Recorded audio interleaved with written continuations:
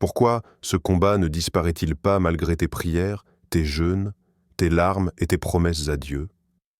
Pourquoi, alors que tu veux sincèrement lui plaire, la luxure revient encore et encore comme une bataille intérieure que tu n'as jamais choisie?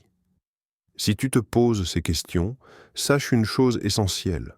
Tu n'es ni faible, ni rejeté, ni abandonné par Dieu. La honte t'a peut-être fait croire que ce combat est la preuve que quelque chose ne va pas chez toi. La culpabilité t'a peut-être murmuré que Dieu est déçu, fatigué de toi. Mais cette pensée est un mensonge. Il existe une vérité cachée, rarement enseignée, que peu osent dire clairement. Si Dieu permet ce combat, ce n'est pas pour te détruire, mais pour te transformer profondément. Derrière cette lutte se cache un plan plus grand que ta chute apparente. Dieu ne regarde pas seulement ton comportement, il regarde ton cœur. Et ce combat, aussi douloureux soit-il, peut devenir le lieu même de ta guérison, de ta liberté et de ta restauration spirituelle. Reste jusqu'au bout, car ce que tu vas entendre pourrait changer à jamais ta manière de voir ton combat et ta relation avec Dieu. La luxure est souvent présentée comme un simple péché sexuel à combattre par la force de la volonté. Pourtant, la Bible révèle une réalité beaucoup plus profonde. Le désir sexuel en lui-même n'est pas mauvais. Dieu l'a créé. Il fait partie de son dessein, de la vie, de l'intimité et de l'alliance. Le problème ne commence pas avec le désir, mais avec sa déformation. La luxure apparaît lorsque ce désir n'est plus guidé par l'amour, la maîtrise et la volonté de Dieu, mais par l'impulsion, la fuite et la recherche du plaisir immédiat. Ce que peu de gens expliquent, c'est que la luxure est souvent un symptôme, et non la racine du problème. Elle est le langage d'un cœur blessé, affamé ou insatisfait. Derrière les pensées répétitives et les comportements compulsifs se cachent fréquemment des vides émotionnels, un manque d'amour, de sécurité, de reconnaissance ou de paix intérieure. La luxure devient alors un refuge temporaire, une illusion de réconfort face à une douleur plus profonde. C'est pour cette raison que la simple volonté ne suffit pas. On peut décider d'arrêter, promettre, se discipliner, et pourtant retomber. Pourquoi? Parce qu'on tente de traiter le fruit sans soigner la racine. Dieu ne veut pas seulement corriger un comportement, il veut guérir l'intérieur. Tant que les racines spirituelles et émotionnelles ne sont pas exposées à sa lumière, le combat se répète. La vraie liberté commence quand on comprend cela. Beaucoup se demandent en silence, si Dieu m'aime vraiment, pourquoi ne supprime-t-il pas ce combat une bonne fois pour toutes? Cette question naît souvent dans la douleur, la fatigue et l'incompréhension. Mais il est essentiel de comprendre une vérité fondamentale. Dieu n'est absolument pas indifférent à ta souffrance. Il voit chaque lutte intérieure, chaque larme cachée, chaque prière murmurée dans la honte. Son silence apparent n'est pas un abandon, mais un travail invisible. Dans la Bible, Dieu permet parfois des combats persistants, non pour punir, mais pour transformer en profondeur. Le combat devient alors un terrain où il façonne le cœur, affine la foi et détruit les fausses dépendances. Dieu ne cherche pas seulement à t'éloigner d'un péché, il veut t'amener à une dépendance totale à lui. Sans ce combat, beaucoup ne chercheraient Dieu qu'en surface. L'apôtre Paul lui-même a parlé d'une lutte constante qu'il appelait une écharde dans la chair. Il a prié Dieu à plusieurs reprises pour qu'elle disparaisse, mais la réponse divine fut surprenante.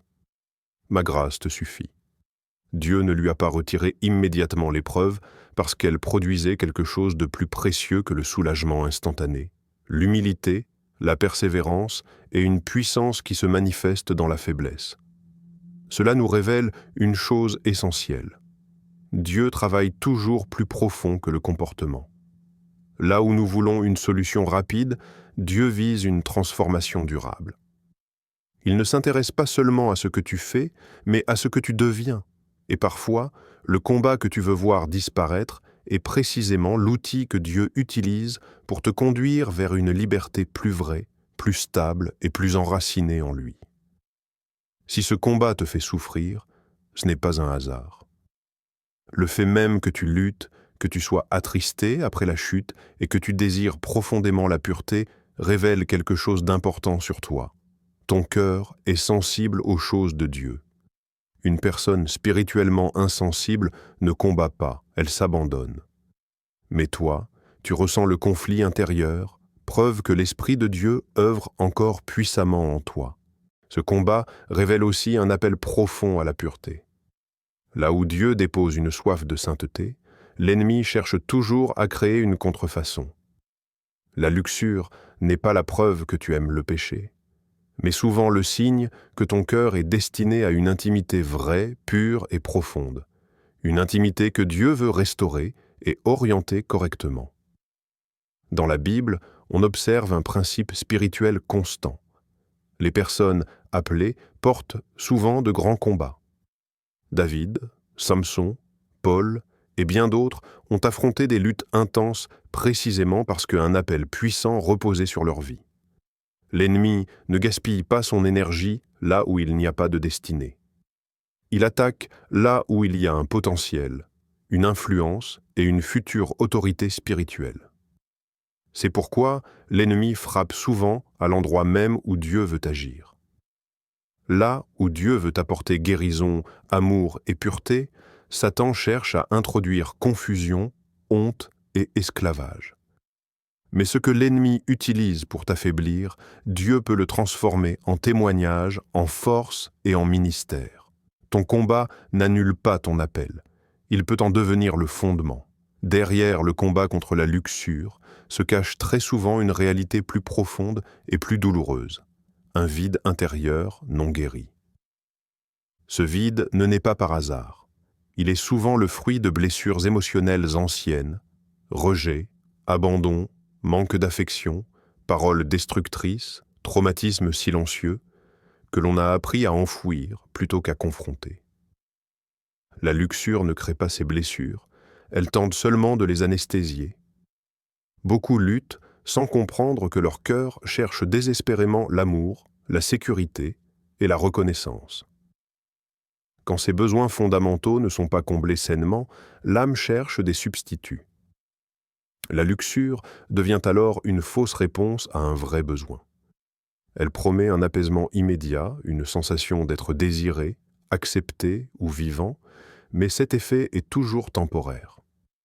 Une fois le plaisir passé, le vide revient, souvent plus profond, accompagné de honte et de culpabilité. C'est pour cela que la luxure fonctionne comme un refuge illusoire. Elle offre un soulagement rapide sans guérison réelle. Elle masque la douleur sans jamais la traiter. Et tant que ce mécanisme n'est pas exposé à la lumière, le cycle se répète. Douleur, fuite, plaisir, honte, puis douleur à nouveau. Dieu, lui, ne veut pas simplement t'empêcher de tomber, il veut guérir ton cœur. C'est pourquoi il agit souvent à la racine avant de changer le comportement. Dieu sait que si le cœur est restauré, le comportement suivra naturellement. La vraie liberté ne vient pas d'un contrôle extérieur, mais d'une guérison intérieure. Là où Dieu guérit le vide, la luxure perd son pouvoir. Même si ce combat te semble injuste, épuisant et incompréhensible, Dieu ne le laisse jamais sans but. Il y a toujours une œuvre divine en cours, même lorsque tu as l'impression de stagner. À travers cette lutte contre la luxure, Dieu cherche avant tout à t'amener à une dépendance totale à lui. Tant que l'être humain se sent fort, capable et autosuffisant, il s'appuie sur lui-même. Mais le combat révèle les limites humaines et pousse le cœur à chercher Dieu avec sincérité et profondeur. Ce combat produit aussi une humilité véritable. Il brise l'orgueil spirituel, les apparences religieuses et les jugements envers les autres. Lorsqu'on a goûté à sa propre faiblesse, on apprend à marcher non plus dans la prétention, mais dans la grâce. Ce brisement n'est pas une destruction, c'est une préparation. Dieu brise ce qui doit l'être pour reconstruire quelque chose de plus solide et de plus pur. À long terme, Dieu utilise ces luttes pour forger une autorité spirituelle authentique. Celui qui a connu la dépendance à la grâce parle avec puissance, non par théorie, mais par expérience. Les victoires obtenues dans la faiblesse deviennent des fondations pour aider, enseigner et relever les autres. Enfin, ce combat engendre une compassion profonde. Au lieu de condamner ceux qui tombent, tu apprends à comprendre, à aimer et à accompagner. Dieu transforme ta douleur en sensibilité, ta lutte en outil et ton combat en ministère. Ce que tu combats aujourd'hui peut devenir demain une source de guérison pour beaucoup. Il existe certaines erreurs courantes qui, sans qu'on en ait conscience, prolongent le combat contre la luxure. La première est de cacher la lutte. La honte pousse à dissimuler, à porter un masque spirituel, à faire semblant que tout va bien. Pourtant, ce qui est caché reste puissant. La lumière de Dieu commence toujours là où la vérité est pleinement reconnue. La deuxième erreur est de se battre seul. Beaucoup pensent qu'ils doivent vaincre en silence, par peur du jugement ou par orgueil, mais Dieu n'a jamais prévu que ce combat soit mené dans l'isolement. L'ennemi prospère dans la solitude, tandis que la guérison s'opère souvent dans la communion, l'accompagnement et la prière partagée. Une autre confusion fréquente consiste à confondre discipline et transformation. La discipline est importante, mais elle ne suffit pas. On peut supprimer des applications, imposer des règles strictes, multiplier les efforts, sans jamais toucher le cœur. La transformation véritable vient lorsque l'intérieur est renouvelé par la grâce, la vérité et la présence de Dieu, pas seulement par des stratégies externes. Enfin, l'une des erreurs les plus destructrices est de croire que Dieu est déçu. Cette pensée nourrit la culpabilité et éloigne de Dieu au lieu de rapprocher de lui. Dieu n'est pas surpris par ton combat. Il ne t'aime pas moins dans la lutte. Tant que tu crois qu'il est déçu, tu fuis sa présence, alors que c'est précisément là que commence la guérison. Pendant ce combat, Dieu ne s'attend pas à ce que tu sois parfait, mais il attend l'honnêteté. Reconnaître tes pensées, tes faiblesses et tes chutes devant lui est le premier pas vers la guérison. Il voit ton cœur, et la vérité exprimée ouvre la porte à sa grâce et à sa puissance pour transformer ce qui est brisé. Dieu attend aussi de toi une discipline spirituelle saine. Cela ne signifie pas t'acharner par la force ou la culpabilité, mais établir des pratiques qui nourrissent ton esprit. Prière régulière, lecture de la parole, jeûne réfléchi et méditation sur la vérité de Dieu. Ces disciplines deviennent des armes spirituelles, non pour contrôler la chair, mais pour renforcer ton esprit. Il est crucial de fuir les déclencheurs qui nourrissent la luxure.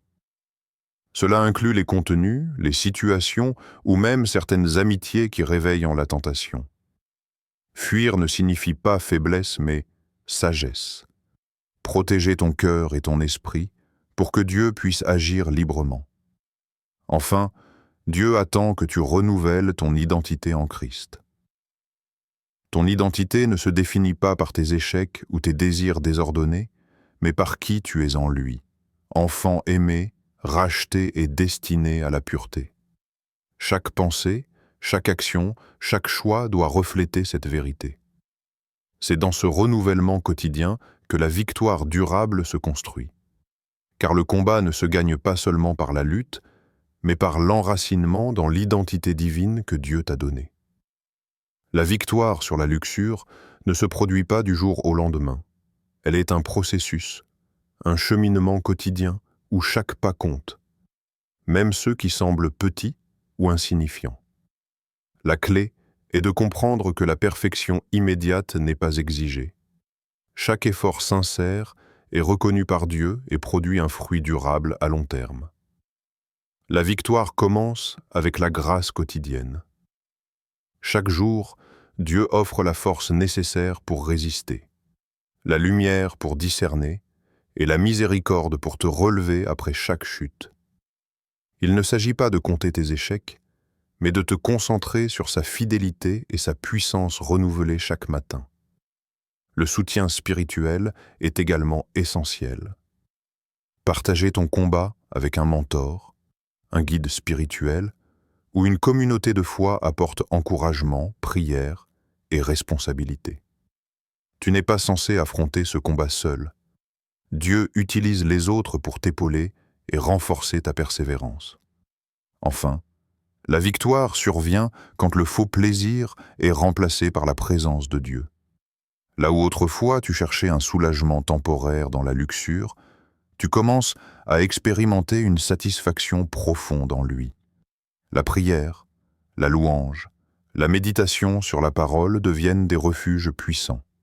Petit à petit, ton cœur s'aligne sur Dieu, et la liberté véritable s'installe, non par force humaine, mais par transformation intérieure et intimité divine.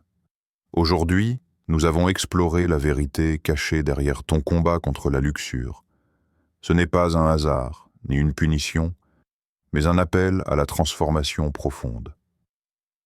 Nous avons vu que ce combat révèle ta sensibilité spirituelle, expose les blessures du cœur, et montre que Dieu veut produire en toi dépendance, humilité, autorité spirituelle et compassion.